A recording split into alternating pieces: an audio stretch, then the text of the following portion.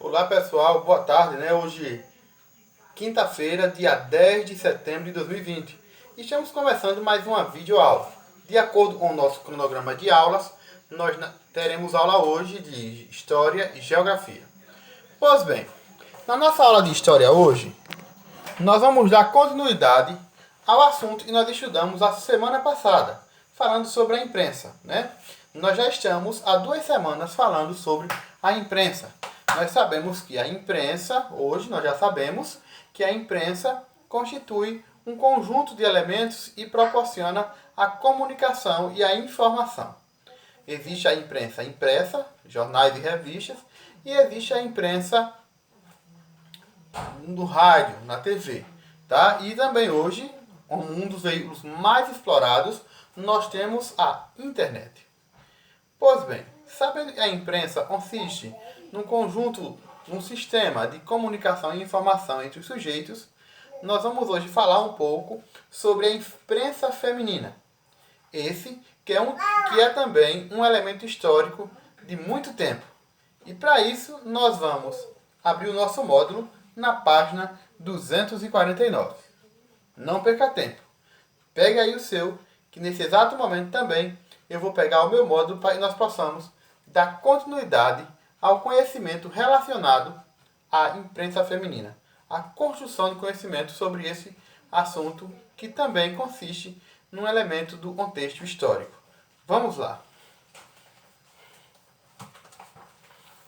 Aqui na página 249, como vocês podem ver, né, nós temos aí no título da página a imprensa feminina. Pois bem, vamos lá. A imprensa feminina. Em meados do século XIX, foram criados os primeiros jornais e revistas que contavam com mulheres na elaboração de seus conteúdos.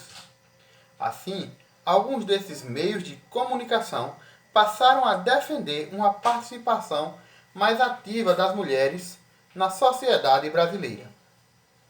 O Jornal das Senhoras, por exemplo, defendia uma educação igualitária para mulheres e homens, já que, nesse período, era comum que as mulheres tivessem pouco ou nenhum acesso à educação. Se a gente observar esse trecho que nós já lemos com relação à imprensa, nós vamos ver que ele já traz, não é, a importância de incluir a mulher, que nesse período da história não tinha tanto não era totalmente incluída na sociedade. Existiam algumas restrições, inclusive no que consiste ao acesso à educação, o que acabava por prejudicar o progresso das mulheres. Mas a partir daí, tudo começou a seguir num caminho de melhorias. E essas melhorias também trouxeram para as mulheres um novo espaço na sociedade. Ao lado nós temos aí uma imagem onde tem assim, Jornal das Senhoras. Uma imagem desse jornal. Aí a descrição da imagem diz assim, Jornal das Senhoras de 1853. Nessa edição, o jornal traz trechos de obras literárias para estimular o contato do público feminino com a literatura. Continuando. Ao longo dos anos, aos poucos, o número de revistas e jornais que defendiam causas femininas cresceu. Esses meios de comunicação foram essenciais para que as mulheres conquistassem seus direitos que antes eram garantidos apenas para os homens. Ou seja, a partir da inclusão da mulher na literatura, no acesso à literatura, ela também conseguiu obter aos poucos direitos que antes não tinham, certo? Como o direito ao voto, que passou a se estender às mulheres apenas na década de 1930. Ou seja, até 1930, as mulheres não tinham direito de votar nas eleições, somente os homens. Agora, a partir de 1930, as mulheres adquiriram também esse direito de ação democrática. Nós temos aí embaixo, né, nessa imagem, uma eleitora votando em 1933. Veja, em 1933, nós temos aí um registro de uma mulher votando. Mas antes disso, não era possível ver uma mulher votando. Porque só quem votava eram os homens. Certo?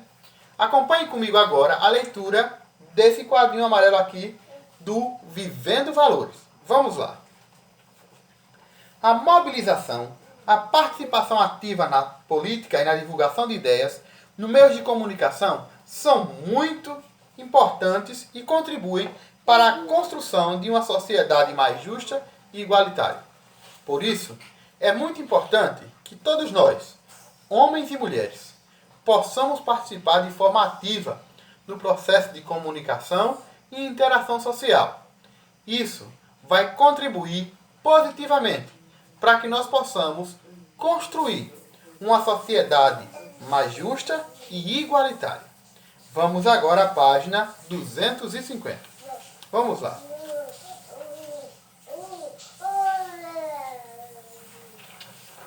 Na página 250, nós temos assim, no título, As Mulheres nas Revistas. Leiam comigo.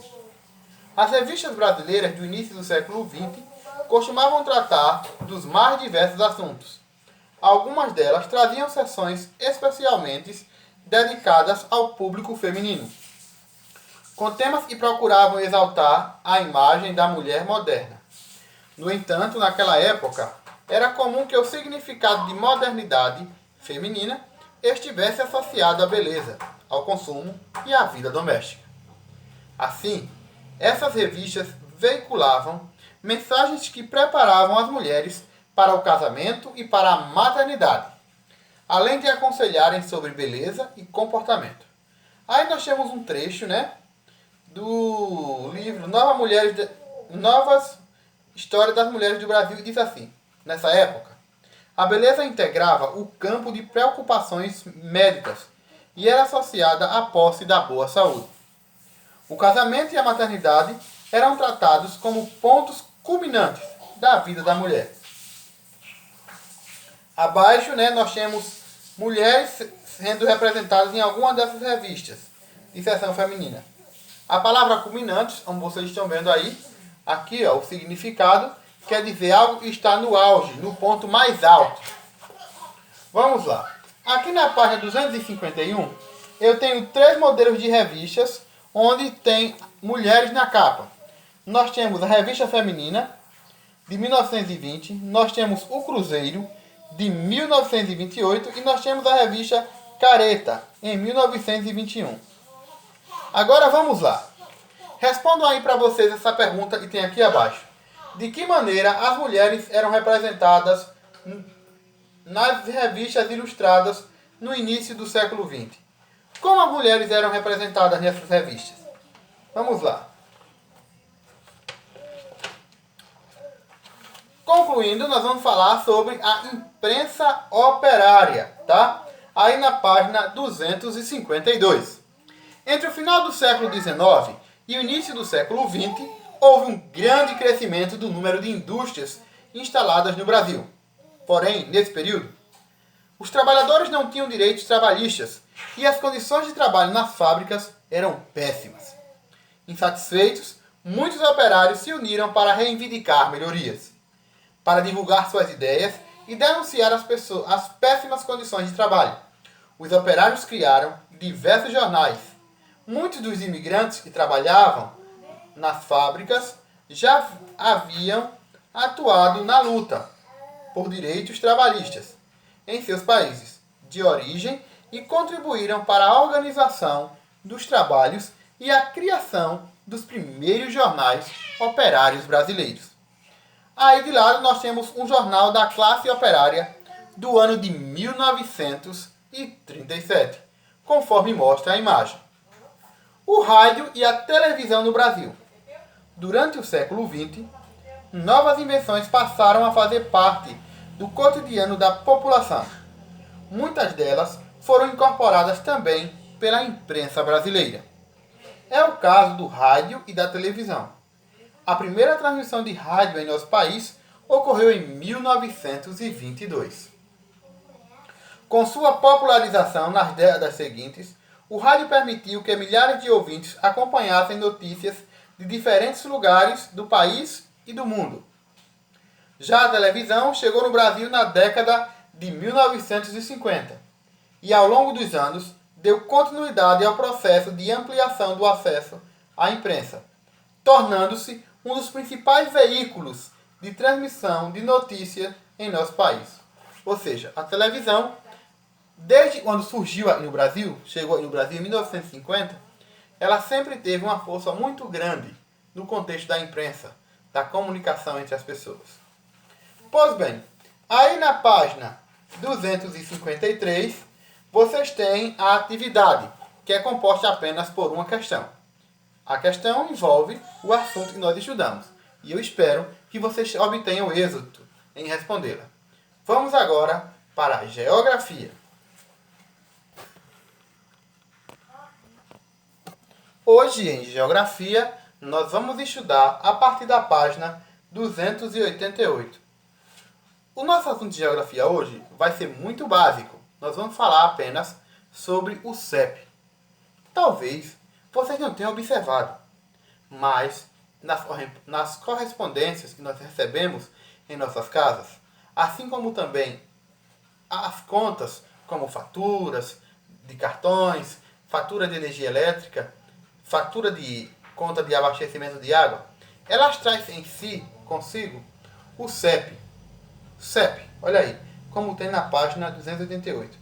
O CEP é o código de endereçamento postal. Nas cidades interiores, na maioria das vezes, existe apenas um CEP para toda a cidade. Mas nas grandes cidades, existem CEPs para rua, existe CEP de bairro e assim sucessivamente. Certo? Para a gente entender melhor, vamos ler aí na página 288. A sigla CEP significa Código de Endereçamento Postal. Ele tem 8 números, que variam de acordo com o local a que se refere. Esse código é utilizado para orientar a entrega de correspondências e encomendas pelos correios. Cada sequência de números do CEP identifica o estado, o município, o bairro e a rua de um lugar diferente do Brasil. Portanto, sem o CEP, as correspondências ficam com o endereço incompleto. Uma das maneiras de encontrarmos o CEP de um endereço é realizando uma busca no site dos Correios, no endereço eletrônico. Aí tem aí um link, né? Vocês vão acessar o site dos Correios utilizando o endereço eletrônico citado, vão entrar nesse link acima e vão pesquisar o CEP do endereço de algum colega da sala. Faça o mesmo para o CEP da escola. Caso você tenha dúvida sobre o nome das ruas, pergunte ao professor ou a um adulto que mora com você. Depois, preencha as fichas a seguir com as informações indicadas. Então, hoje em geografia, esse será o nosso assunto. Aqui, ele está pedindo para que nós pesquisemos o CEP de um colega, tá? Mas nós não vamos pesquisar o CEP de um colega porque nós não estamos na sala. Nós vamos pesquisar o CEP de uma cidade. Vocês vão entrar nesse link que tem aí, certo? E vão colocar o nome da cidade e daí vocês vão pesquisar o CEP. Depois que vocês pesquisarem o CEP dessa cidade, vocês vão preencher o endereço onde tem assim, endereço completo do colega, né? E depois vocês vão entrar nesse endereço também, nesse link, e vão pesquisar o CEP da escola. O da escola vocês vão pesquisar, certo? E vão preencher no lugar da escola. E o de outra cidade vocês vão pesquisar e preencher no lugar de endereço completo de um colega. Esse assunto de hoje, ele completa o assunto que nós estudamos a semana passada, que fala sobre endereço. Como nós podemos ver, da página 286 à página 287. Então, gente, por hoje é só. Eu espero que vocês tenham entendido o assunto. Caso contrário, ou seja, se ficou alguma dúvida, você pode deixar o comentário aqui embaixo no balãozinho da plataforma Iônica, ou tiraremos logo mais, às 15 horas, pelo Google Meet. Um forte abraço e boa aprendizagem a todos. Tchau, tchau!